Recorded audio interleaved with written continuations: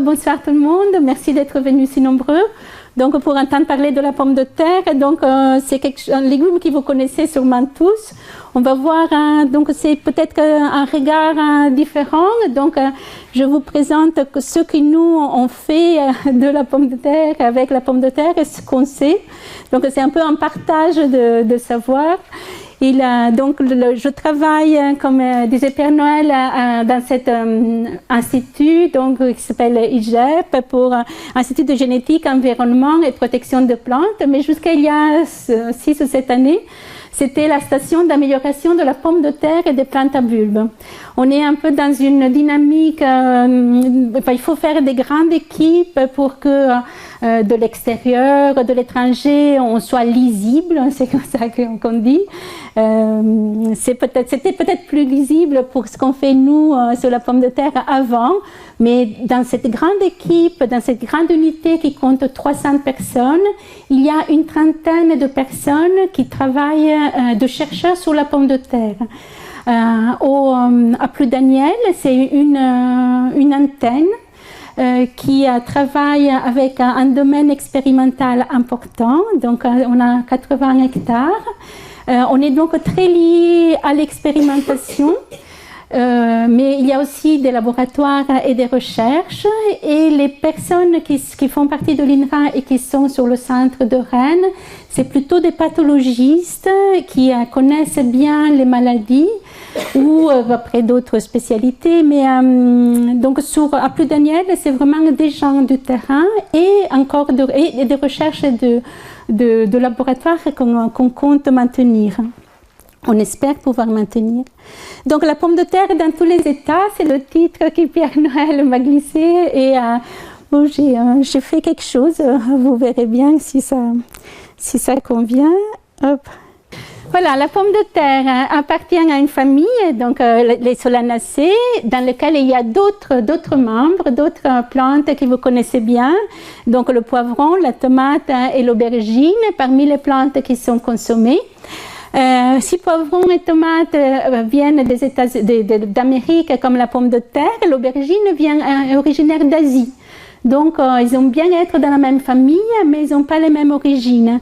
Après, on a aussi d'autres plantes très importantes qui ne font pas forcément du bien, comme le tabac, qui est toujours partie de ce groupe. Et après, on pourrait en avoir pour toute la soirée. Sur les différentes plantes des solanacées, ils ont en commun, quand on regarde attentivement les fleurs, parce que vous en avez aussi dans les jardins, il y a beaucoup de plantes ornementales maintenant qui font partie des solanacées, et quand on regarde bien les fleurs et les feuilles, on reconnaît ces traits communs qui fait que les botanistes les ont mis ensemble. Donc c'est 1000 espèces de solanum. Donc là, c'est le genre solanum. C'est pas la famille. Donc c'est un genre qui a beaucoup d'espèces différentes. Donc il y en a simplement une centaine, c'est déjà pas mal, qui sont tubéreuses, qui produisent cet organe de réserve qui est le tubercule. Et parmi ces tubercules, il y a une dizaine d'espèces qui sont cultivées. Quand on dit ça, on pense au monde et on pense surtout à là d'où vient la pomme de terre. Nous, on consomme une seule espèce qui est le Solanum tuberosum. Mais dans le monde et dans l'Amérique du Sud, on consomme aussi d'autres espèces. Après, il faut se dire que les scientifiques et les botanistes aiment bien classer ces espèces, toutes ces espèces qui font partie de la famille, c'est quelque chose qui n'est pas forcément très figé, parce que les botanistes ont l'habitude de revoir leur classification à la lumière des outils qu'ils ont pour faire la différence entre une espèce et une autre. Quand j'avais appris la botanique, on m'avait dit qu'une espèce est caractérisée par le fait de ne pas pouvoir se croiser avec l'espèce voisine. Ce n'est pas vrai pour les espèces qui font partie de la famille des Solanacées. Heureusement qu'on peut les croiser entre elles, sinon on ne pourrait pas avoir beaucoup de travaux sur la génétique. On va voir ça ensemble. Donc, on a dit, ce qui nous intéresse, forcément, c'est le tubercule. Le tubercule qui est un organe de réserve qui n'est pas une racine, c'est une tige. C'est une tige qui dans laquelle, souterraine, dans laquelle la plante met le surplus. Et on sait que c'est une tige, d'abord parce qu'il verdit quand il est à la lumière, et après on voit bien, il y a des bourgeons qui poussent, ça tout le monde a pu voir, et avec, à partir des yeux, qui c'est un peu comme si ça c'est la tige, et ça c'est les ramifications. Et après, par contre, cette tige souterraine, elle est riche en nutriments, et ces bourgeons peuvent pousser un peu grassouiller comme on les voit dans les photos, mais parce que là, le tubercule est vraiment nourricier, il est gorgé de produits qui vont donner un départ à cette plante extraordinaire. Au printemps, on voit bien avec quelle vigueur elles sortent de terre. Donc le tubercule, c'est aussi ce qu'on appelle l'organe de multiplication. Quand vous plantez des pommes de terre dans votre jardin, c'est bien un tubercule que vous plantez. Autrement dit, c'est ce qu'on appelle un organe de multiplication végétative. La plante qui va sortir est identique génétiquement à la plante qui a donné naissance au tubercule. C'est un clone. C'est la façon qu'elle a la plante pour se maintenir à l'identique. C'est quelque chose que toutes les plantes ne peuvent pas faire.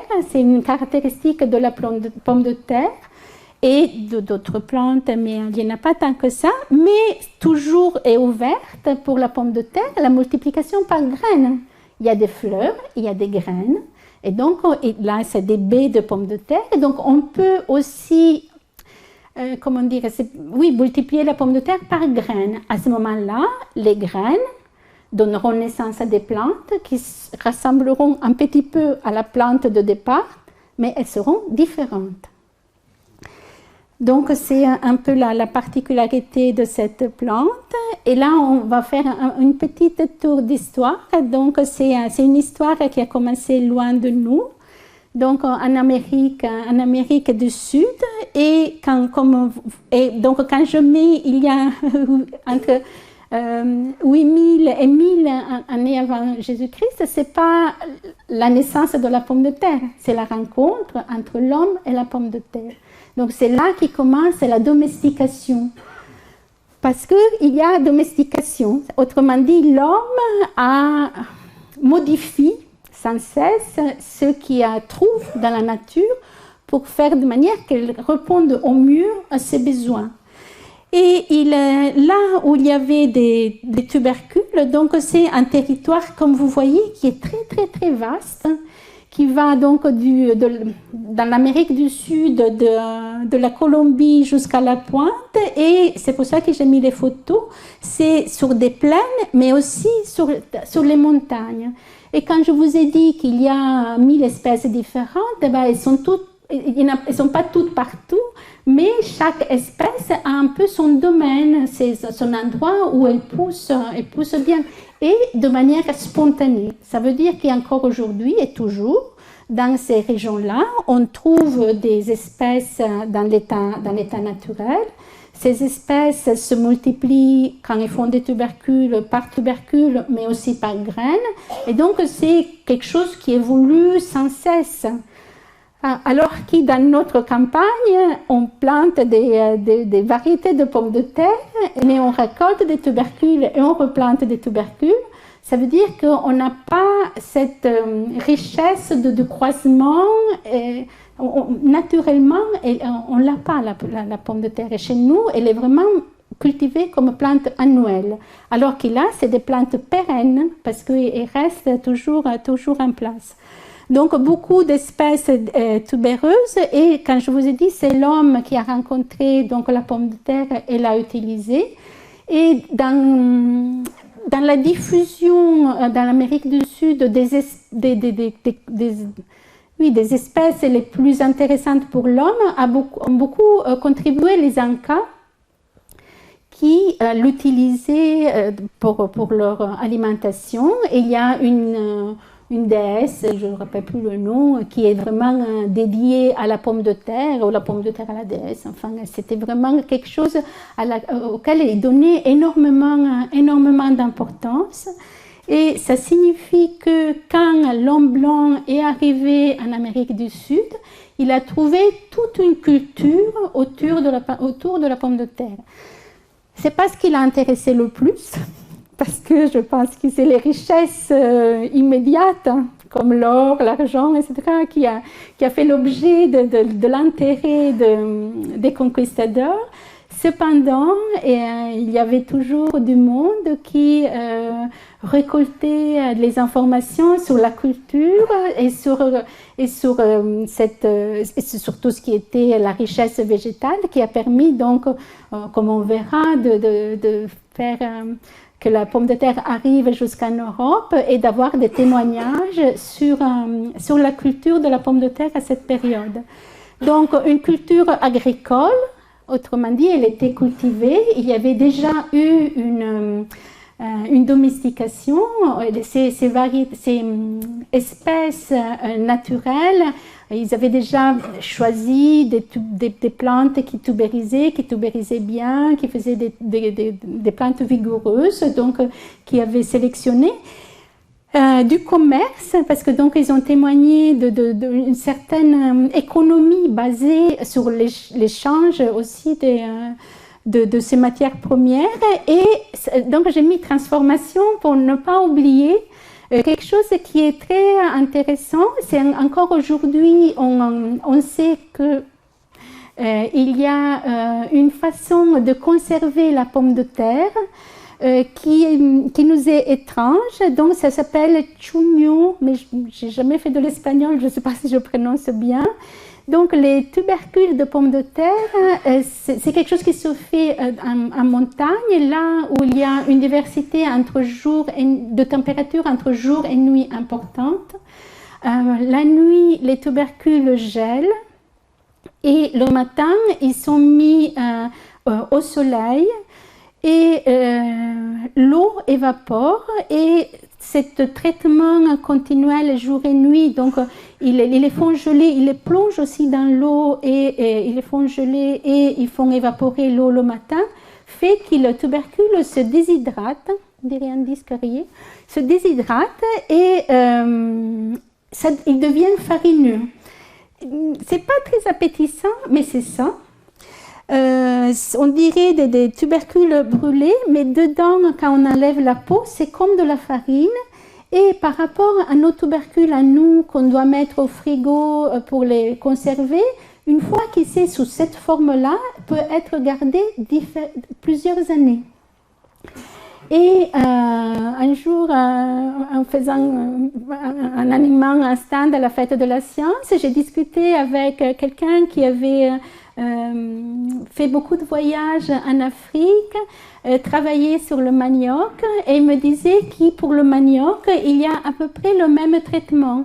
Cette idée de le mettre dans l'eau et de le déshydrater après au soleil. Pour le manioc, l'objectif est de dissoudre les alcaloïdes, qui sont des substances toxiques dont je vais vous parler aussi, et les dissoudre dans l'eau. Les alcaloïdes sont solubles dans l'eau, et dans l'eau, toutes les fois qu'il y a cette hydratation de la racine pour le manioc et du tubercule pour la pomme de terre, les alcaloïdes s'en vont.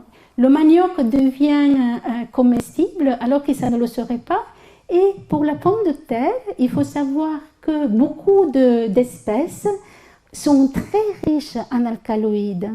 Et je pense que ce traitement qu'ils faisaient et qu'ils font encore aujourd'hui sur les tubercules sert à les rendre comestibles. Ce n'est pas simplement une conservation, mais c'est aussi se débarrasser d'une partie d'une composante qui est toxique.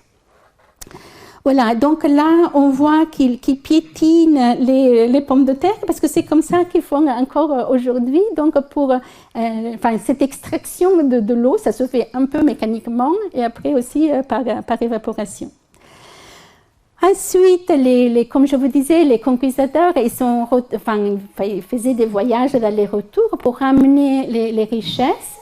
pour ceux qui est de l'alimentation, ça leur a sauté pas aux yeux que la pomme de terre c'était intéressante. Au contraire, eux, ils ramenaient avec eux d'Europe leurs aliments. Ils ont introduit en Amérique du Sud la vigne, le riz, le lapin, le poulet, enfin tous ceux dont ils se disaient on ne va pas non plus survivre si on n'a pas tout ça.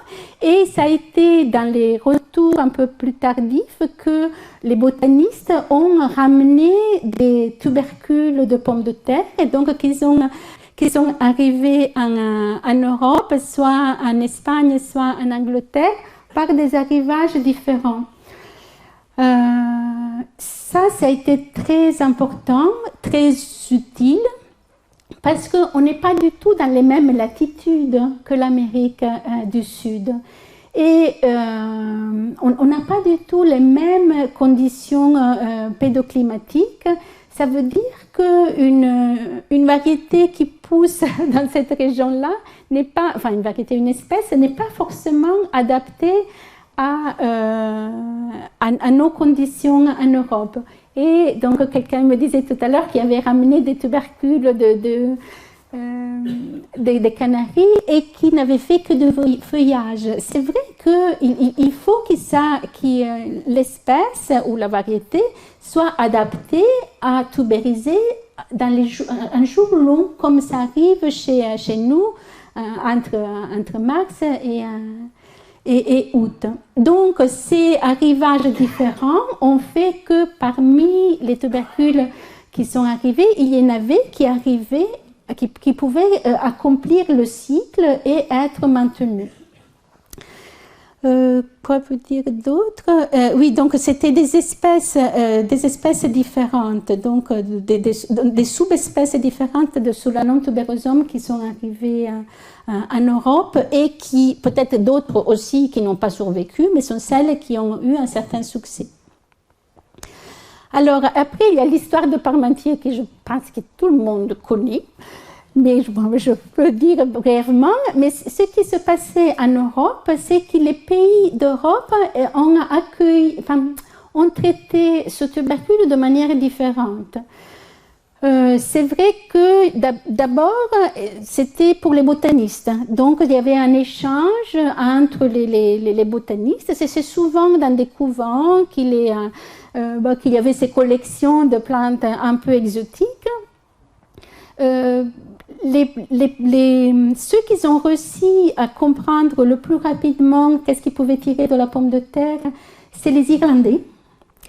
Et si la pomme de terre est très connue pour cette histoire de famine en 1846, enfin 46, 47, 48, qui a causé l'exode des Irlandais partout en Europe et surtout aux États-Unis et la mort de beaucoup d'Irlandais. Les années avant, la pomme de terre avait fait, je ne dis pas la richesse, mais c'était la nourriture de base et ce qui a permis, juste avant cette période néfaste due à l'arrivée du mildiou, fait que l'Irlande était une des régions les plus peuplées parce que les gens ils pouvaient manger. Les gens pauvres arrivaient à manger grâce à la pomme de terre. Dans d'autres pays d'Europe, par exemple en France, on a mis un peu plus de temps pour l'accepter et pour l'utiliser. Ça n'a jamais été quelque chose pour les riches, hein. C'était vraiment un aliment de base et c'est grâce à Parmentier et à cette trouvaille lui, il avait consommé des pommes de terre en étant prisonnier et il avait trouvé, donc parce que les prisonniers ils étaient nourris avec ça et quand il est rentré, il est retourné en France et qu'on lui a dit il faudrait trouver des aliments pour nourrir les gens, nourrir le peuple qui a faim, il a tout de suite pensé aux pommes de terre. Et il y a cette anecdote de champ dans lequel il a planté les pommes de terre qu'il faisait garder par des soldats le matin et pas la nuit. Comme ça, tout le monde se dit « Ouh, mais il doit y avoir quelque chose de précieux ». Et les tubercules de pommes de terre ont enfin été considérés comme quelque chose d'intéressant à cultiver. ce n'est pas que ça pour Parmentier, parce qu'il avait compris bien plus de la pomme de terre. C'est-à-dire que tous les bienfaits, tous les... oui, voilà, qui c'était pas que pour remplir le ventre, mais que ça pouvait aussi répondre vraiment aux besoins alimentaires. Et c'est l'histoire en France et en Europe, donc c'est 200 ans d'évolution. Et comme dit, pour s'adapter aux conditions. Évidemment qu'au début, les tubercules qu'on avait, ils n'étaient pas très performants, mais il y a eu des croisements. Donc cette domestication, comme on dit, hein, c'est vraiment le fait de réaliser des croisements, de choisir la descendance et de trouver quelque chose de mieux, et encore et encore. Et Parmentier avait fait arriver des États-Unis des variétés de cultiver de pommes de terre pour enrichir justement le pool génétique d'Europe. On parle de biodiversité, là on est en plein dedans. Peu de tubercules étaient arrivés. En faisant arriver encore et encore des plantes, on augmente la biodiversité et on augmente les probabilités de trouver quelque chose qui s'adapte bien. Voilà l'évolution du nombre de variétés entre voilà, 1700 et de nos jours, et 1300, c'est le nombre de variétés en Europe. Parce que dans le monde, il doit y en avoir 5000 ou quelque chose comme ça. Donc une très grande diversité. On parle de variétés justement parce que pour la pomme de terre, on peut fixer les caractéristiques à travers le tubercule. On fait des croisements. Une fois qu'on trouve la plante qui nous convient, après on multiplie par tubercule et tout est fixé. Enfin, c'est, comme je vous ai dit, identique, toujours identique en elle-même. Et donc, en 1846, les 630 variétés, et donc il y en avait une partie qui était inscrite dans le premier catalogue, qui était celui de Vilmorin. Aujourd'hui, ben voilà, aujourd'hui, cette pomme de terre a conquis le monde entier. Donc, une grande capacité à s'adapter, où l'homme, enfin oui, mais c'est pas que l'homme, hein, c'est la pomme de terre aussi, et cette diversité génétique. On a le premier producteur, c'est la Chine, suivi par l'Inde, mais après, quand on regarde l'Union européenne, elle est pas, donc elle est bien placée. Donc, et la France, là-dedans, c'est le 9e pays de production. Donc, c'est un petit cocorico français. Et c'est la 3e espèce cultivée pour l'alimentation. Donc, c'est vraiment une espèce très, très importante. Donc, c'est un graphique de la FAO donc, qui date un peu, mais que je trouve intéressant parce que si on regarde, la production dans le monde augmente régulièrement, mais ceux qui contribuent actuellement à son augmentation, ce ne sont pas les pays développés, c'est les pays en voie de développement. Donc, une forte demande de ce pays de produits, et de produits transformés aussi. Donc, c'est quelque chose qui fait bouger aussi beaucoup le commerce, cette évolution des pays en voie de développement. Alors, qu'est-ce qui se passe en France? Donc, on est pour le 2e producteur, là aussi après l'Allemagne, et pas très loin. Et de pommes de terre de consommation. Donc, cette graphique en forme de pommes de terre, c'est juste pour les pommes de terre de consommation, alors que les chiffres là, c'est la production de pommes de terre en général. Donc, en Europe, c'est le premier pays exportateur des pommes de terre de consommation. Et ce qui est assez extraordinaire, on est le 2e, enfin, la France est le 2e pays au monde producteur et exportateur de plants de pommes de terre. Donc le plant de pommes de terre, j'en ai parlé tout à l'heure un tout petit peu. Donc c'est le fait de produire les plantes qui vont servir à la plantation et à la production. On le verra dans le diaporama, mais c'est vraiment un métier complexe qui demande beaucoup de connaissances. Il y a une question de taille, il y a une question de quantité, il y a une question de qualité. Et si la France est le premier pays producteur-exportateur, c'est parce qu'elle a su maintenir toujours très haute cette qualité du plant de la pomme de terre. Et la Bretagne et le Finistère, on est vraiment là au cœur de la profession de producteur de plants de pommes de terre. Et ensuite, pour ce qui est de la consommation, voilà, j'ai pas mis le graphique, mais autrefois on a mangé beaucoup, beaucoup, beaucoup. Maintenant on en mange beaucoup moins, on mange autre chose. Par contre, ce qu'on consomme de plus en plus, c'est le produit transformé. Et ça, c'est quelque chose auquel les sélectionneurs font très attention parce qu'il faut des variétés adaptées à chaque utilisation. Donc, c'est une demande forte de pommes de terre pour la transformation. Et justement, l'organisation de la production, c'est par filière. Donc, ce qu'on rencontre le plus souvent, c'est sur les pommes de terre au marché. Donc, c'est le marché du frais. Donc, dans lequel on connaît les pommes de terre de conservation et les primeurs, qu'on trouve qu'une période de l'année parce qu'ils sont récoltés avant maturité. Et la transformation, donc les produits dérivés. Ensuite, la filière fécule, que c'est quelque chose d'un peu invisible, et c'est des grandes entreprises, enfin c'est quand même important, hein.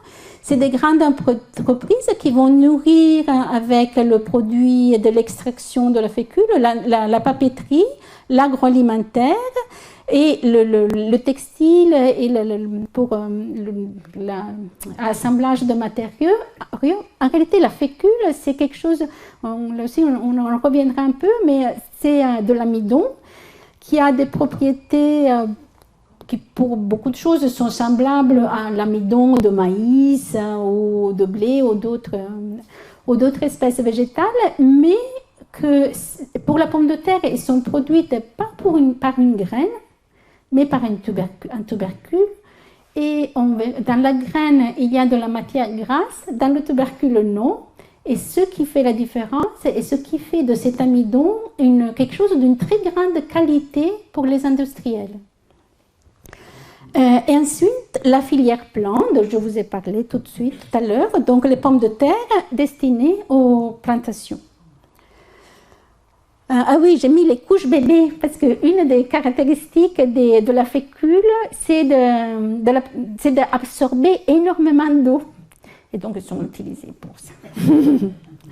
Alors, la composition, allons voir de plus près la composition de tubercules. Alors, c'est beaucoup d'eau, parce qu'il faut... la plante, elle ne pense pas. La plante, elle s'organise pour elle-même. Et donc, pour l'année, pour passer la saison et pour la nouvelle saison, elle met de côté de l'eau, donc de l'amidon, qu'on va voir de quoi elle est composée, des vitamines, un peu de protéines et un peu de fibres, et très très peu de matière grasse. Donc, d'où vient l'amidon, donc la substance principale. Donc, 16%, c'est indicatif, hein, c'est variable entre 16, 19, 20, selon les variétés, et si c'est des variétés féculières ou non. Et donc, c'est simplement le résultat de la photosynthèse. Donc, c'est la première molécule un peu complexe qui est produite dans la plante grâce à la photosynthèse. Autrement dit, on fixe le carbone qu'on trouve de l'atmosphère avec de l'eau, des sels minéraux et l'effet de la lumière dans ce sucre, c'est du glucose. Et on produit aussi de l'oxygène. Et quand on assemble avec des liaisons entre le carbone 1 et le 4 plusieurs molécules, on forme comme des filaments plus ou moins ramifiés. Ils s'appellent après amylose et amylopectine, qui sont les deux constituants de l'amidon. L'amidon, c'est l'ensemble de amylose et amylopectine. Et c'est donc vraiment le constituant de base. Pourquoi la plante il fait ça? Ces sucres qu'on range en faisant donc des filaments sont stockés, c'est une réserve qui peut être mobilisée à tout moment pour répondre aux besoins de la plante. Et justement, il les utilise après quand la plante va germer, et sinon, elles sont stockées pendant la croissance dans le tubercule. Tout ce qui n'est pas eau, tout ce qui est là, donc c'est matière sèche. La matière sèche, c'est quelque chose auquel les producteurs font très très attention, parce que c'est l'indicateur qui va comment dire, dicter, d'abord il change comme matière sèche, c'est la ligne jaune. Pendant la culture, elle va augmenter à petit au détriment des sucres simples, mais on a vu l'amidon fait partie de la matière sèche et c'est un sucre complexe, donc les sucres simples s'associent pour faire l'amidon. Et cette matière sèche est variable selon la variété, selon la production, selon les conditions de production comme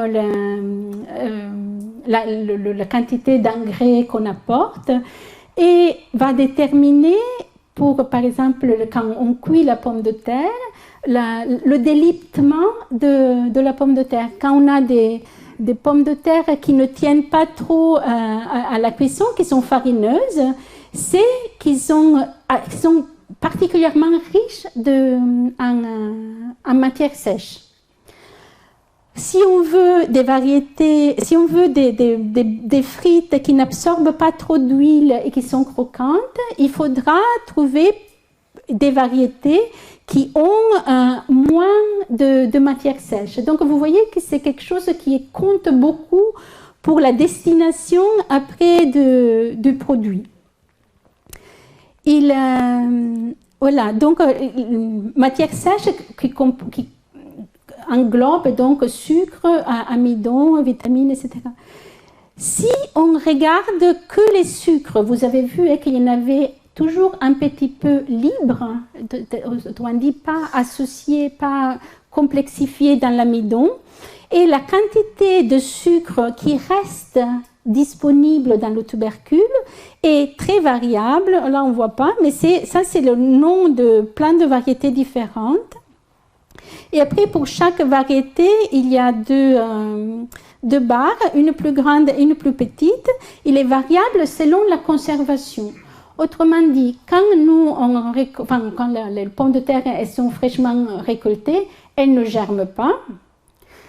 Par contre, plus le temps passe, plus le tubercule évolue et se rappelle, il va se réveiller et germer. On ne veut pas, nous, avoir des pommes de terre qui se dessèchent et qui germent dans le frigo. Donc, on cherche de ralentir cette évolution du tubercule par le froid. Mais le froid, surtout le froid à 4-5 degrés, a un effet secondaire, et c'est le fait de dissoudre une partie de l'amidon en sucre, de convertir l'amidon en sucre, et ce sucre va caraméliser quand on fait des frites, et donne des frites très foncées et des pommes de terre un peu sucrées que tout le monde n'aime pas toujours. Donc, il y a un effet variétal et il y a un effet de la conservation. Cette histoire de température de conservation est d'autant plus importante qu'on veut moins de ce qu'on appelle de traitement sur les tubercules après récolte. Vous savez qu'on met ce qu'on appelle des antigerminatifs. Donc, si on ne met pas des antigerminatifs, les pommes de terre germent. Et pour éviter de mettre des antigerminatifs, on les met au froid. Mais donc, il faut faire attention avec la température à ne pas dépasser certaines limites. C'est pour ça qu'il y a des études sur ça. Ensuite, on revient un peu pour l'amidon, voilà, je trouvais intéressant de voir comment la culture des pommes de terre nourrit cette industrie de l'amidon. C'est pas un pourcentage très élevé, mais c'est pas mal. Et la féculerie est surtout nourrie par l'amidon de blé, l'amidon de maïs, mais comme je vous ai dit, aussi un peu l'amidon de pomme de terre, qui a une autre particularité dont je ne vous ai pas parlé, il est neutre au goût. Donc c'est utilisé par exemple dans la production de médicaments comme excipient, parce que n'apporte pas un goût qui peut être pas agréable.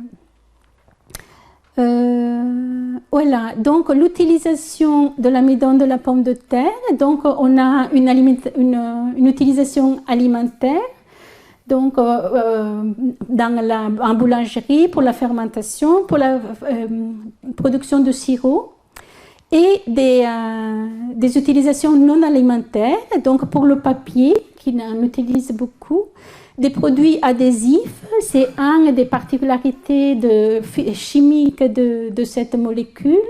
Et actuellement, on parle beaucoup de bioplastique, et la pomme de terre peut être, cet amidon-là peut être utilisé, et si vous faites attention, moi je vais lire, mais dans certaines pochettes, c'est marqué qui est réalisé avec l'amidon de pomme de terre. Donc biodégradable. Et après, donc, produits isolants et construction. Après, c'est une industrie assez polluante, parce qu'il faut séparer les constituants. Je vous ai parlé d'amylose, amylopectine. L'équilibre entre les deux, ce n'est pas toujours l'idéal. Et donc, il faut après intervenir avec des processus chimiques pour séparer les différents constituants. Par contre, ce qu'on connaît mieux, donc c'est la pomme de terre dans nos assiettes, et ben c'est un très bon aliment parce qu'il est riche en fibres, parce que de plus en plus on fait attention aux antioxydants qui sont si précieux donc pour ralentir le vieillissement cellulaire, source en vitamines, en particulier du groupe B, de potassium et de manganèse. C'est pas le cas de tous les aliments. Et là, j'ai mis ça. En calories, c'est pas beaucoup si on compare au poids en matière fraîche du pain, de la banane, c'est proche, du riz, des pâtes. Après, bon, il faudrait pas mettre trop de beurre.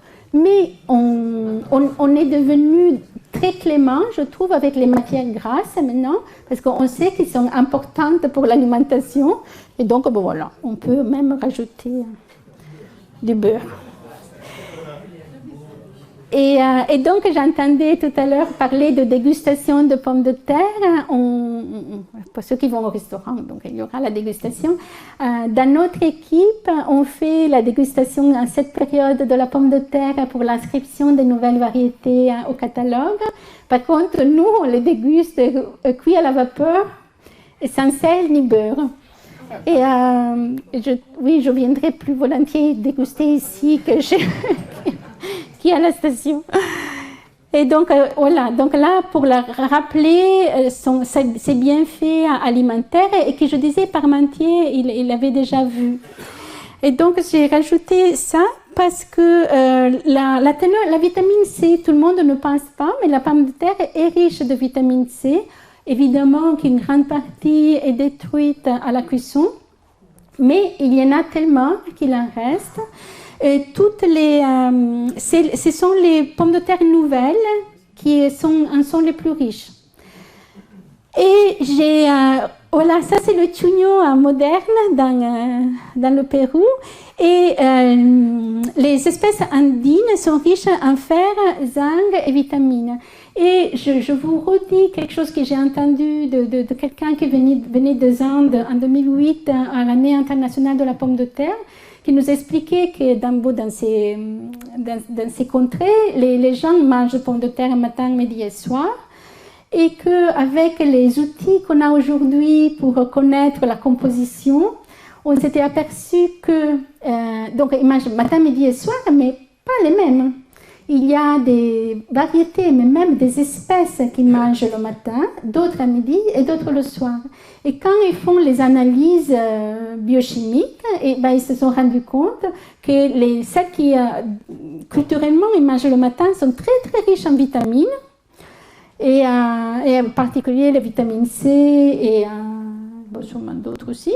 Et à midi, c'est des pommes de terre qui tiennent bien au corps, et le soir, mieux adapté justement pour la nuit. C'est des gens qui mangent pratiquement que ça et pourtant ils se portent assez bien. Et je voulais aussi vous dire quelque chose qui ça m'échappe maintenant. Ah oui, quelque chose aussi que je trouvais intéressant, et c'est que en Irlande, les pommes de terre, ils ne les faisaient pas cuire complètement, ils les gardaient un peu al dente.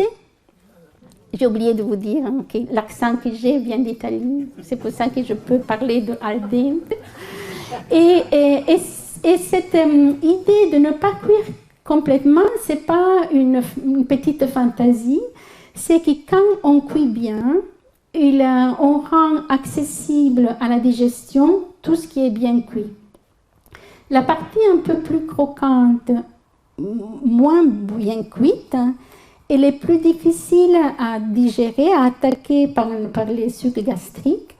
Ça veut dire qu'on a un aliment qui nous nourrit vite, tout de suite, et après une partie de l'aliment qui va nous nourrir dans le temps. Autrement, ça nous tient au ventre. Et cette cuisson incomplète a une raison. Et je me suis dit peut-être pour les pâtes aussi. Voilà. Donc, attention, tout n'est pas bon pour la pomme de terre. Je vous ai dit tout à l'heure qu'il y a ces fameux alcaloïdes, cela s'appelle solanine et chaconine, alors qui sont dans les parties vertes. Le vert, c'est de la chlorophylle. Il n'y a rien de plus innocent que la chlorophylle. Mais là où il y a le vert, il y a aussi les alcaloïdes. Donc, quelque part, le vert, c'est un indicateur de la présence de ces alcaloïdes. Après, ça donne de mal au ventre, ça fait pas bien du tout. Il faut pas en manger beaucoup. Enfin, il y a des doses qui sont létales. Après, pour le tubercule, il suffit de déplucher, d'enlever les parties vertes. Jamais s'aventurer à manger, à goûter des germes, des fleurs ou les baies de pommes de terre, parce que la teneur en alcaloïdes est extrêmement élevée dans les parties vertes, dans les germes et dans les baies. Donc, et ces alcaloïdes sont très résistantes, ils se dégradent à 240 degrés. Donc, si on fait bouillir, ils seront toujours mauvais. Et il paraît moi je pensais qu'ils étaient très amers, et donc du coup on ne risquait pas d'avaler. Il paraît qu'ils ne sont pas toujours très amers. Donc c'est vraiment quelque chose auquel il faut faire attention, et probablement ces substances ont contribué au fait que la pomme de terre n'a pas été acceptée tout de suite comme quelque chose de bon à manger. Voilà, je vous ai mis en garde. Et là, je vais vous parler un peu de création variétale. Alors, la création variétale, voilà, donc c'est quelque chose de très important. Je vous ai dit, on a des variétés, et tout le monde sait qu'il y a des anciennes variétés, que c'est très bien, hein, mais les anciennes variétés ne répondent pas toujours aux besoins d'aujourd'hui. Je vous ai dit qu'il y a de plus en plus besoin de pommes de terre pour la transformation, ce qu'on appelle la transformation, pour des produits transformés. Tout le monde préfère les pommes de terre cuisinées maison, mais après on va tous acheter des frites surgelées parce que ça va plus vite, de la purée parce que ça va plus vite, etc. Et donc, bien ou mal, on est tous consommateurs de ça. Et ensuite, on ne le sait pas toujours, mais les maladies, comme le mildiou par exemple, évoluent. C'est-à-dire que la variété d'autrefois qui était résistante au mildiou d'autrefois, elle n'est pas résistante au mildiou d'aujourd'hui. parce que c'est comme la grippe, enfin ça évolue, c'est un champignon qui mute, qui s'adapte, et donc qui arrive à contourner les résistances naturelles des variétés. Donc il faut sans cesse travailler pour avoir des variétés résistantes. L'INRA, donc l'Institut dans lequel je travaille, a arrêté de créer des variétés, je ne me rappelle plus l'année, j'étais déjà là, mais ça fait peut-être une dizaine d'années, parce que on nous a dit il y a des professionnels qui font ça très bien. Maintenant, l'INRA fait le travail en amont et les professionnels arrivent jusqu'aux variétés. Et c'est pour ça que les professionnels se sont réunis dans une association qui s'appelle Association des créateurs de variétés nouvelles de pommes de terre et qui travaillent et qui sont très proches de l'INRA. Et pour que nous, on fasse ce travail en amont de création de ce qu'on appelle de géniteurs améliorés, donc la création variétale, je ne vous le redis pas, ça se fait par croisement de fleurs d'une plante avec les fleurs d'une autre plante, la graine, la sélection sur les individus qui représentent la descendance, etc. Et donc, ils ont besoin de géniteurs performants. Par exemple, pour les résistances, enfin, c'est ce qu'on cherche de faire. Et à eux, après, d'accompagner les caractères de résistance avec les caractères de productivité, de précocité, la couleur de la peau, la couleur de la chair, la tenue à la cuisson, etc. Parce que ce qui on leur donne, c'est pas toujours beau, comme c'est pas des très beaux tubercules, des très gros tubercules, mais ils sont résistants. Et ça devient de plus en plus un bien précieux. C'est quelque chose qui, autrefois, c'était peut-être un plus parce que les traitements étaient là pour. Maintenant qu'on se rend compte de l'impact des traitements pour la santé de l'homme et de la nature, on sait que c'est mieux de s'appuyer sur une résistance propre à la plante que sur quelque chose qu'on apporte par des produits.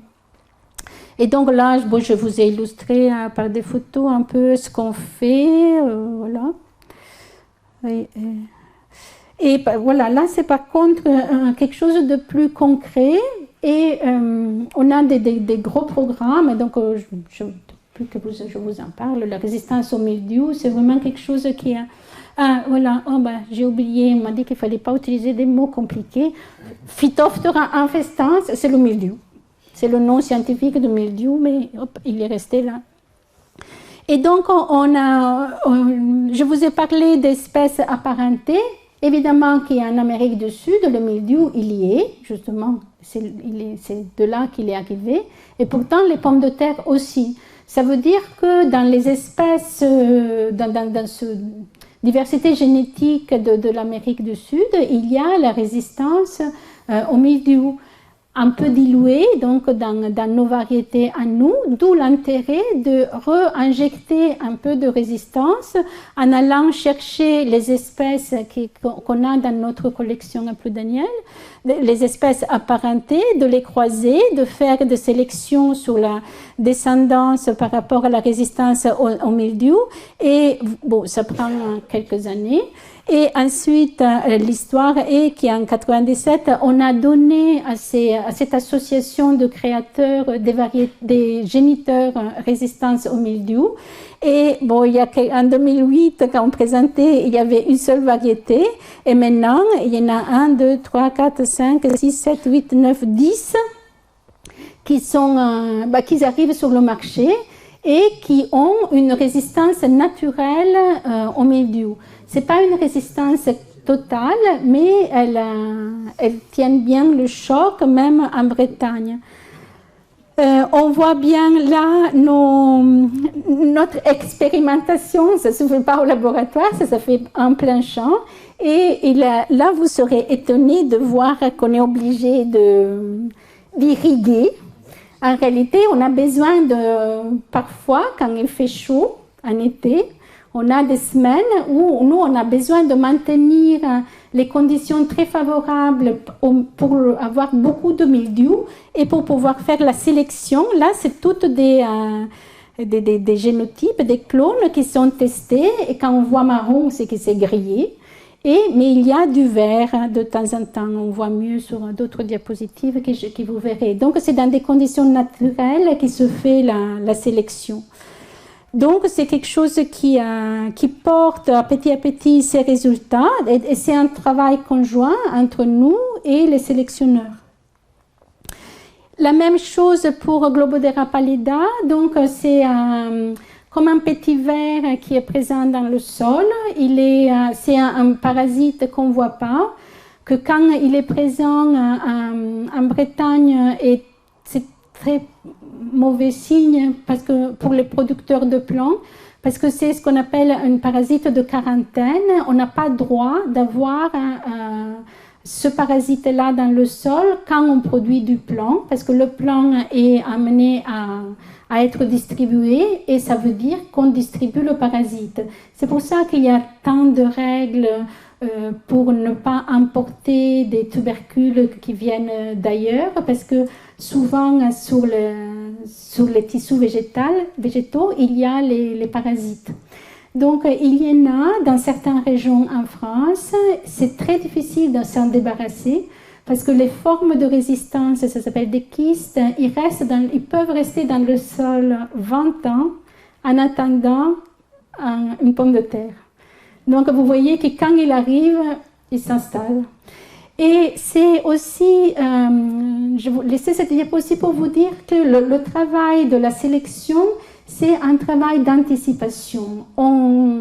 Vu le temps qu'on met pour créer une nouvelle variété, et ben voilà, on a commencé à travailler, déjà il y a plusieurs années, sur la résistance à ce parasite, parce que le jour où il arrivera, on aura déjà les variétés en grande quantité, parce qu'il est déjà présent dans certaines zones. On aura des variétés résistantes. Variétés résistantes, ça veut dire des variétés qui ne lui permettront pas de se multiplier beaucoup. C'est ce qui nous intéresse. Et donc voilà le nom de variétés résistantes. Et donc là aussi, c'est une histoire, une belle histoire. J'avais envie de vous parler un peu d'une des missions de l'INRA, c'est celle de conserver cette collection et cette biodiversité. Et je vous en ai peut-être parlé un petit peu. Donc c'est un centre de ressources biologiques qui s'appelle Brassisol, pour Brassica allium cinera solanum.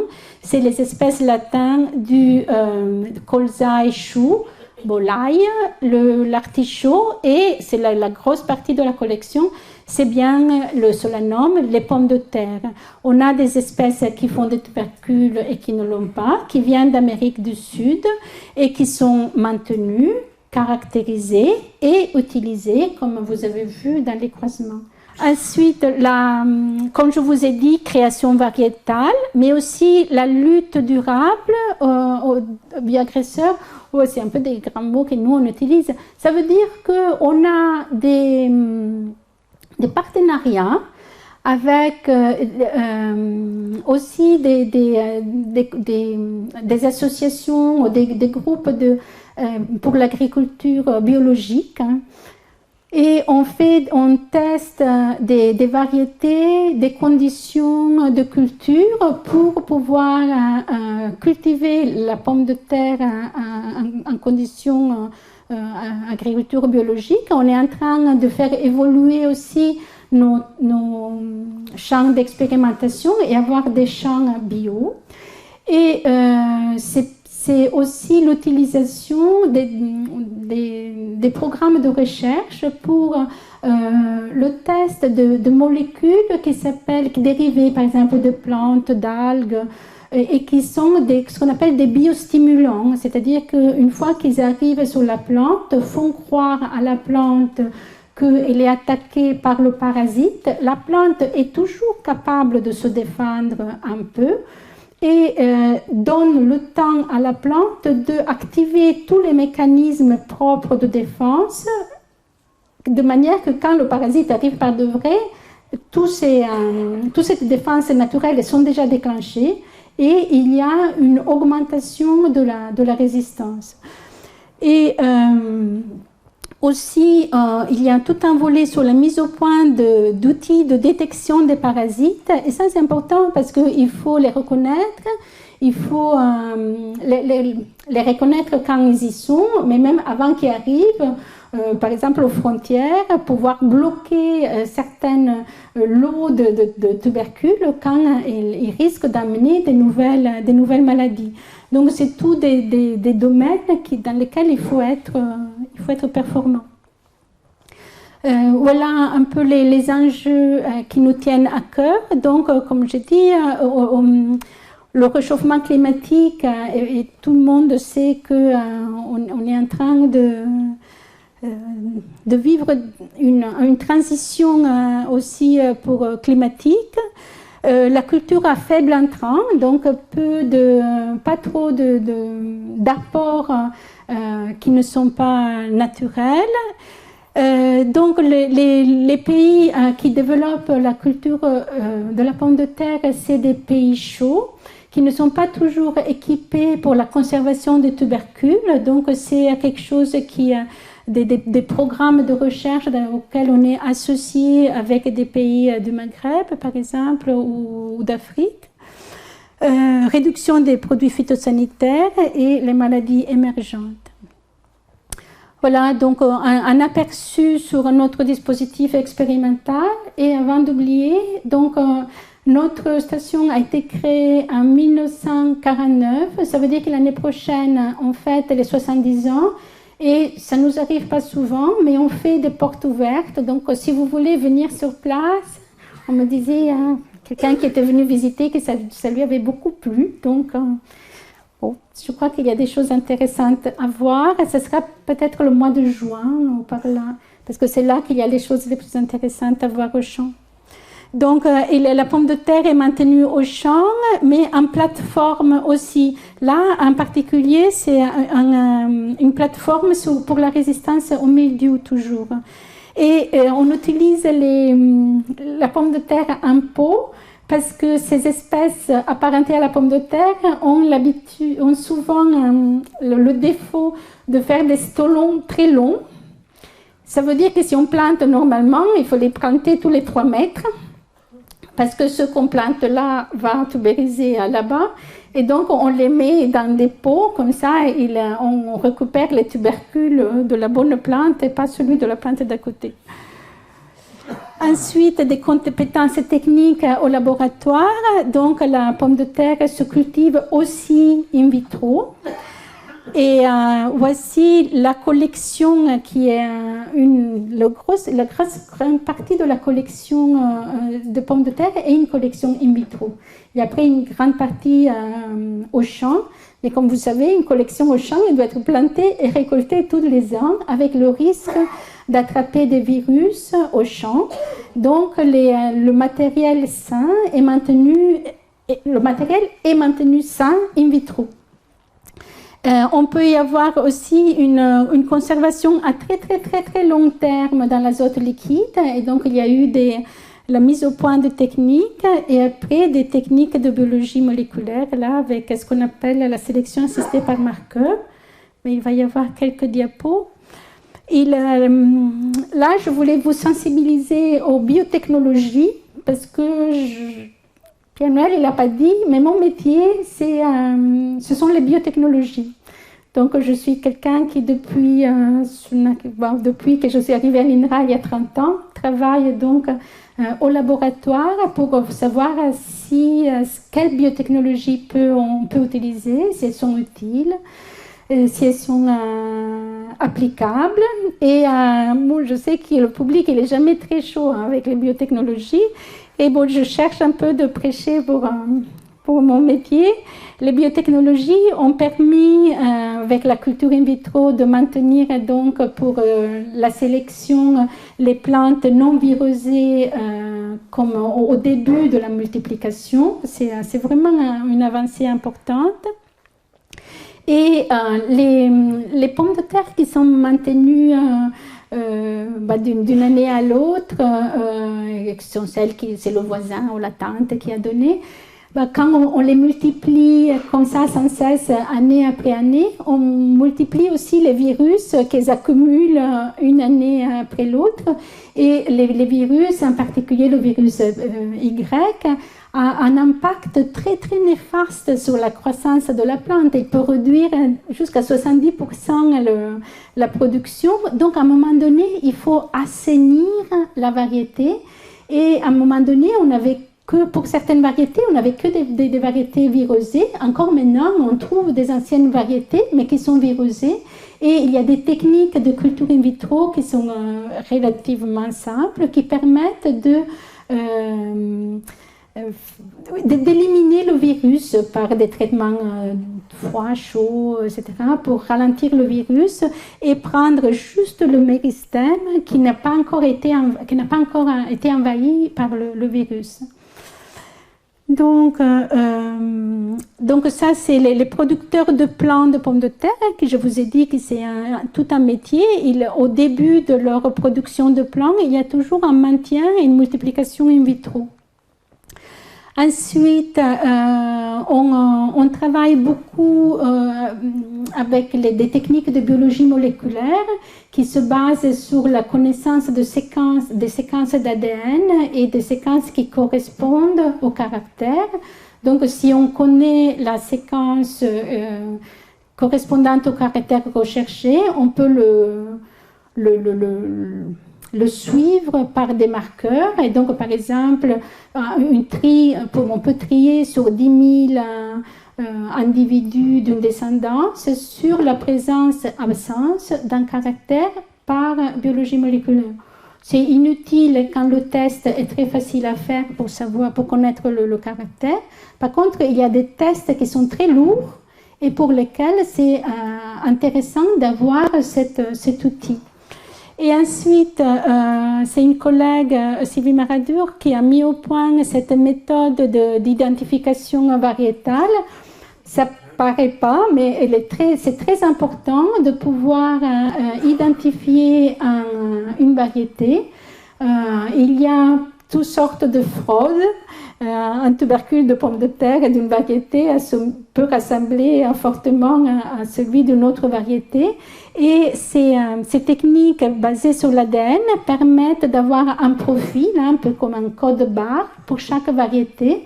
Et en cas de litige, ces techniques peuvent être déployées très très rapidement pour dire oui, non, c'est cette variété ou ça ne l'est pas. Ou dans le cas de mélange. Donc c'est quelque chose qui est très intéressant, très important. Et donc, il y a aussi une capacité, quand on dit maintien de compétences, on sait le faire, mais la pomme de terre s'adapte aussi. On a su très rapidement cultiver des pommes de terre in vitro, isoler des cellules isolées, enfin isoler les cellules des feuilles, les cultiver autant que cellules isolées, et revenir à la plante entière. Et ça, c'est des cellules qui viennent de feuilles de pommes de terre et qui ont 3 ou 4 jours, qui se divisent. Après, ils forment comme un amas cellulaire que nous, on appelle cale. On met ces petits cales sur un milieu avec des hormones. Et là, c'est des petites plantes qui poussent. Et ça, c'est les mêmes qui sont passées en serre. Donc, on s'est passé de la cellule isolée à la plante entière. Et ça, c'est quelque chose qui est particulièrement intéressant avec des techniques dont vous avez sûrement entendu parler, d'édition de gènes. Il y a eu les OGM par insertion d'un nouveau gène dans la plante. Maintenant, c'est des techniques qui permettent de modifier la séquence sans introduction de séquences nouvelles. C'est très utilisé pour la recherche et dans le domaine médical. Ces compétences ont permis à la pomme de terre de faire partie des 9 espèces qui sont rentrées dans un programme qui s'appelle Genius pour Genome Engineering Improvement, etc., donc en anglais, qui c'est justement pour qu'on maintienne en France les compétences autour du génie génétique. Et c'est un programme sur 7 ans qui va se terminer dans 2 ans. Et vous avez vu en 2015 le film peut-être que La pomme de terre, enfin non, ça s'appelle Seul sur Mars. Et dans le film, qui moi j'ai pas vu, hein, mais on m'a dit que ce pauvre homme qui est resté seul sur Mars, il finit par cultiver des pommes de terre sur Mars. Et je me dis, bah, c'est une façon pour se projeter vers le futur, mais je me disais que c'est pas banal du tout qu'ils aient choisi la pomme de terre pour cette fin imaginaire de cet homme sur Mars. On rappelle que la pomme de terre a traversé l'Atlantique, il a conquis tout le monde. Pourquoi pas passer dans l'espace? Et après, ça veut bien dire que la pomme de terre est très très importante pour la vie de l'homme. On sait aussi que l'imagination racine sur quelque chose qu'on a sous les yeux, mais qu'on voit peut-être par l'imagination d'une autre manière. Et là, je retourne sur Terre, au Pérou. Donc, au Pérou, il y a le Centre international de la pomme de terre. Et cette année, un colloque international sur la pomme de terre s'est tenu pour la première fois à Lima. Et c'est des collègues qu'une journaliste, Dorothée Bourget, m'a passé. Et donc, où on voit comment cette tubercule est présent et encore très ancré dans leur culture, mais enfin, dans la nôtre aussi, mais différemment. Merci pour votre attention.